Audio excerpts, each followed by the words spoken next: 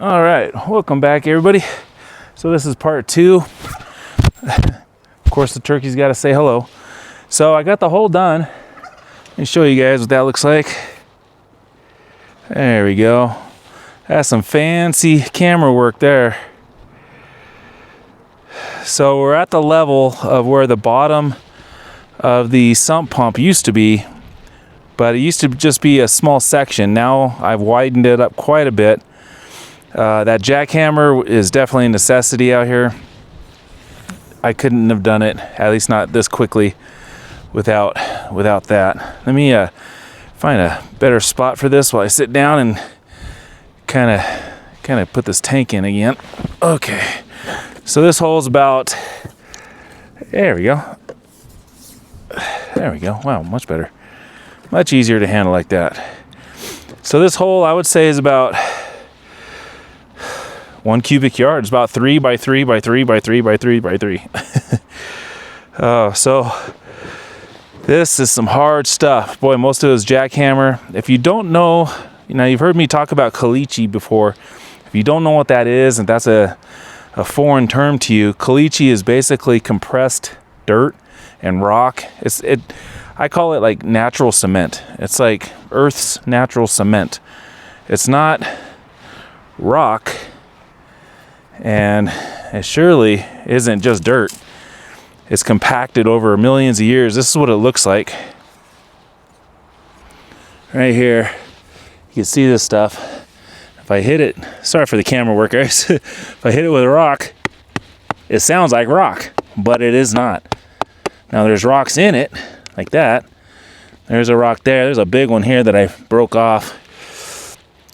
There's rock in it, but it is not technically rock. It's like concrete, guys. It's basically nature's concrete.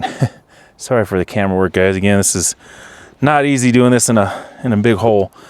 So I found out after pulling this tank out that I'm gonna have to buy another one. Good thing I'm going to town tomorrow, and they're cheap. They're about $10. It's like a mini trash can with a 2-inch hole drilled in the side. This is what I've been using for about a year now. And boy, it does not smell good. As a plumber for 33 years, there's a lot of stinks in this industry. And I, in my opinion, kitchen grease is one of the worst. Even more, in my opinion, than sewage. I don't know what it is, but it stinks. So real easy. So here's my gray water line coming from the house. Goes in, there's male threads. And I have a little nut here that goes on the threads like this. This just kind of holds everything together. Now I'm getting nasty gray water on my hands, and that's it. And then my pump goes in there, and anytime this tank reaches a certain level, the float on the pump activates the pump, and it pumps it up out into this tank, and then it goes over there. There's the pump covered in grease. Nasty, stinky, and I got a lot of that nasty gray water on me when I took this out. So needless to say, taking a nice long hot shower today. But the pump is in great working order, even though it looks bad. It's only a year old. It's just the conditions it's in. So I've decided to go ahead while this is excavated, all dug out. I'm going to do this right. I'm going to do a barrier in here, because what happened with this tank, and I noticed this when I was pulling it out, when it rains and all that dirt and water and everything fills this hole up, it actually collapsed this can. It's just a thin, I think it's made by Rubbermaid. It collapsed it, and it actually has a crack in it.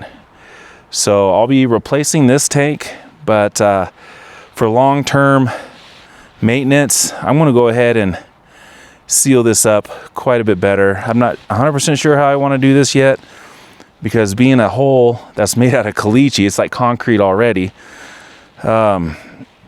Maybe I'll just put a berm around this with block so nothing can dump inside, but the hole itself is really, really strong. I mean, I need a jackhammer to make this hole, so it's pretty darn strong.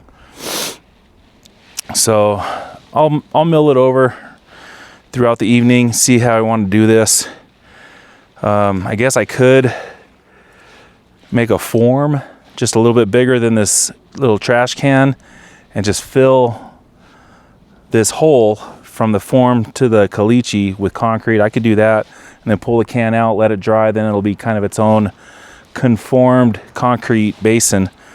I want to leave the bottom open though. I don't want to put concrete totally on the bottom, because if water does get in here, if the pump fails and I don't know about it and it overflows, I want that water to go somewhere. And if I leave the floor, the bottom of this open, it'll actually soak in the ground somewhat.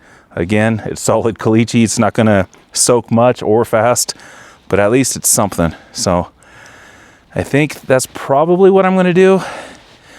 So when I'm in town tomorrow, I may go ahead and get 10 or 20 bags of concrete and just make this into a sump pit, I guess is what you'd call it. I'm going to jump out of this hole real quick, because the next thing I got to do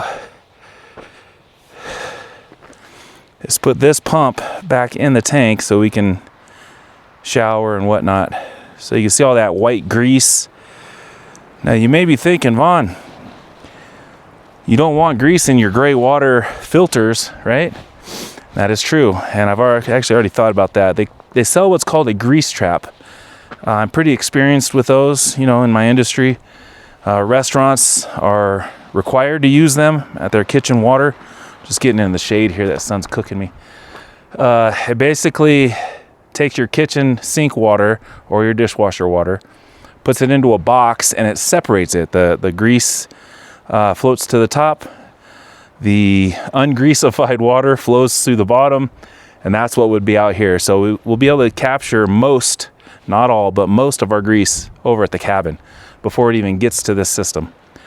So the first filter this treatment center will get is just a basic synthetic fiber mesh, kind of a flexible filter, almost like those blue swamp cooler pads, something like that. Synthetic, not the paper ones. So yeah, that's kind of my plan now. If you guys have any ideas on this, I've never built a gray water treatment room before, but I kind of understand how disinfecting water works and different types of filter medium, that type of thing. But I want this water as clean as I can get it before I pump it out to the gardens.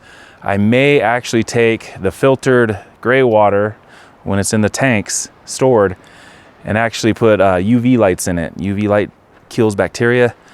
So I may be doing that, but from the research I've done, those things are pretty expensive. I would need the submersible type of gray water UV lights.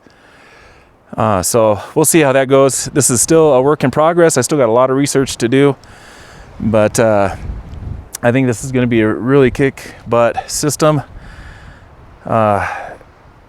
Man, standing back here, this hole looks a lot deeper. You see it there. Oh, it'd be pretty interesting. Now, I've been on YouTube and I've been looking at videos for quite a while now, and I just can't find anyone that's doing this specifically like this.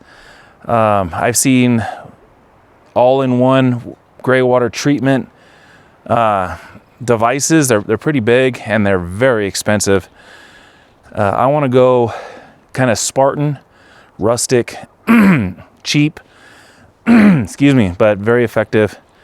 I want to be able to clean these filter boxes that I'm going to build easily. I want to be able to swap them out like cartridges almost. You guys will see what I have in plan unless my plan changes. But it's going to be a huge upgrade to this property. And man, we're basically doubling our water supply by doing this, because every gallon of rainwater that we use in the cabin, we can actually reuse after being treated out in the garden. So I don't have to use rainwater for the garden right out of the rainwater tanks. It'll be used once and then cleaned and then used again. And if that's not recycling, I don't know what is. So there you go, guys. I'm not going to bore you with me just dropping that pump into the sump area here, but that's what it looks like. Again, I need to buy another can tomorrow, and a bunch of concrete probably, if that's what I decide to do. But I've been out here for probably a good hour and a half with a jackhammer and shovel digging this out. But I'm really happy with how this ended up. Now, I just bought that jackhammer. Well, not just, but I've had it for a while, but I've only used it a couple times. But initially, to put this can in the ground, I had to use my Milwaukee cordless chipping gun. It's basically a big drill or mini jackhammer, whatever you want to call it. It's a real small tool, and man, it took me forever just to get it deep enough to get it into the can up high like that. So yeah, that jackhammer was definitely worth it. So I'm gonna go ahead and throw this back together so we could get showers. The sun is going down, and I got some more stuff I got to do around the homestead here. But anyways, tell me what you think in the comments box. If you think this system is in need of something, if you have an idea of what I should do with this, let me know. Otherwise, I'm going to keep doing what I think should be done with it. So we'll see how it goes. So as far as future plans, the floor of my gray water room will be, I would say, about 2 feet above the lip of that. So the floor will be here. There will be a trap door that I can lift up and access this if I need to replace it, or when I need to replace it, or work on it, or whatever. There'll be a trap door inside the room in order to gain access to that.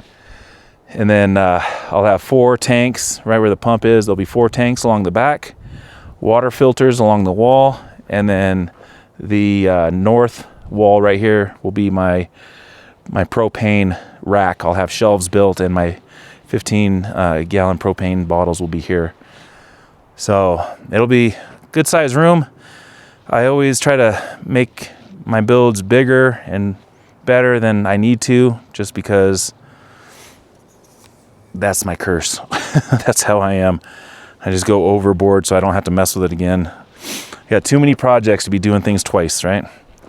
So there you go, guys. Thank you guys for watching the beginning steps of the much anticipated gray water treatment room.